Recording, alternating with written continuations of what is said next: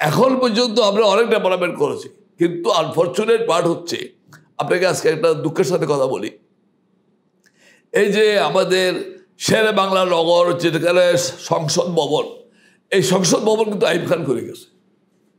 আইব খানের আমলে এটা 90% কাজ শেষ করে গেছে আইব খান। 10% কাজ শেষ করে বিচারপতি আব্দুল সত্তার এই সংসদ ভবন উদ্বোধন করে। এই যে লুই খান আমেরিকার যে আর্কিটেক্ট এটা বানিয়েছিল, এটা আগে ছিল নাম ছিল আইব নগর, পরে শেখ সাহেব এটাকে শেরে বাংলা নগর করেছেন।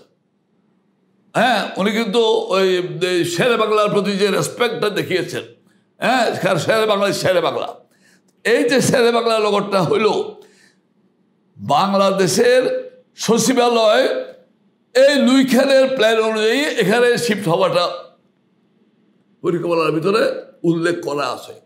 All secretariat will be shifted to Shere Bangla Nagar. আজ পর্যন্ত আমরা তোপখানা রোড থেকে সচিবালয় শেরে বাংলা নগর আনতে পারি নাই। আপনার পৃথিবীর প্রত্যেকটা পার্লামেন্টের কাছে কিন্তু সচিবালয় থাকে, কারণ পার্লামেন্টে অনেক সময় রাত্রে 2টা বাজে অধিবেশন বসবে জরুরি ভিত্তিতে, এবং মন্ত্রীকে তখন কোনো ফাইলপত্র খুঁজতে হইলে ফাইলটা সে নিয়ে চলে আসতে পারে।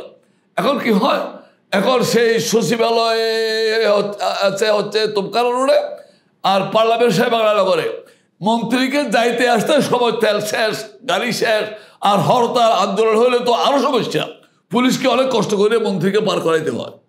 আজ পর্যন্ত আমরা এই যে শেরে বাংলা নগরে সচিবালয়টা শিফট করতে পারি নাই, এবং সেটা কোনো উদ্যোগও নেওয়া হয় নাই।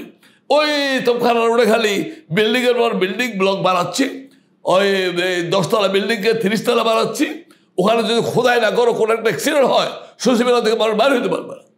আপনি শেরে বাংলা নগর এত বড় একটা বিশাল পরিকল্পনা করে আইব খান যে কাজটা করে গেছে, সেটাকে অ্যাপ্রিসিয়েট করে সেখানে যে আমরা সেক্রেটারিয়েট শিফট করবো, সেই উদ্যোগ কিছু নাই।